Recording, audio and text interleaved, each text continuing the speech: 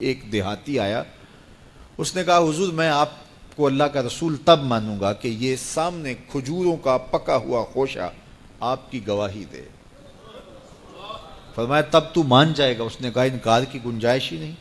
تو حضور نے اشارہ کیا تو وہ کھجور کا پکا ہوا خوشہ ٹوٹ کے حضور کے قدموں میں آ گیا، تو اس کے لبوں پہ کلمہ جاری ہو گیا۔ اب وہ ٹوٹی ہوئی کھجوریں جو معجزے سے حضور نے توڑی تھیں اس صحابی کی جھولی میں ڈال دیتے یا صحابہ کو بانٹ دیتے، وہ فخر کرتے ہم نے حضور کے ہاتھوں سے یوں توڑی ہوئی کھجوریں کھائی ہیں۔ یہ بڑی بات ہوتی، اعزاز ہوتا، لیکن حضور جانتے تھے قرب قیامت میں کمانوں سے نکلے ہوئے تیروں کے رخ موڑ دیے جائیں گے۔ اللہ اکبر۔ تو حضور علیہ الصلوۃ والسلام نے کہا کہ مان لیا؟ اس نے کہا جی میں مان گیا۔ کوئی یہ بھی کہہ سکتا تھا کہ ہوا کا تیز جھونکا آیا اور اتفاق ایسا ہو گیا، جس آج کل لوگ بات کرتے تو وہ ٹوٹ کے گر گیا۔ تو حضور نے اس کھجور کے گچھے سے مخاطب ہو کے کہا تجھے جس کام کے لیے بلایا تھا وہ ہو گیا، اب واپس جا کے جڑ بھی جا۔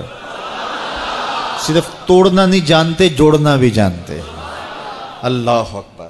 تو ہر دور کا فخر میرے حضور کا کوئی نہ کوئی معجزہ توڑتا ہوا دکھائی دیتا، لیکن دو دور حضور کے بڑے اہم دور تھے۔ ایک جب حضور تشریف لائے تو یہ زبان و بیان کے عروج کا دور تھا، تو سب سے بڑا معجزہ قرآن دیا گیا، اور دوسرا میرے حضور کا اہم ترین دور قرب قیامت کا ہے، اور قرب قیامت میں انسانی عروج کی کہانیاں سننے میں آنی تھی، اور سائنس کا ارتقاء ہونا تھا، اور لوگوں نے اپالو 11 کے ذریعے چاند پر جانے کی بات کرنی تھی۔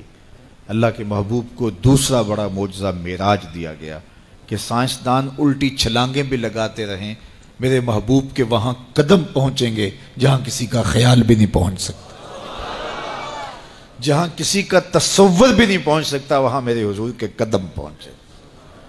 باقی رہی بات چاند پہ جانے کی، تو لوگ چاند پہ جا کے فخر کرتے ہیں، میرے حضور تو چاند کو قدموں میں بلا کر بھی فخر نہیں کرتے۔ چاند پر پہنچ جانا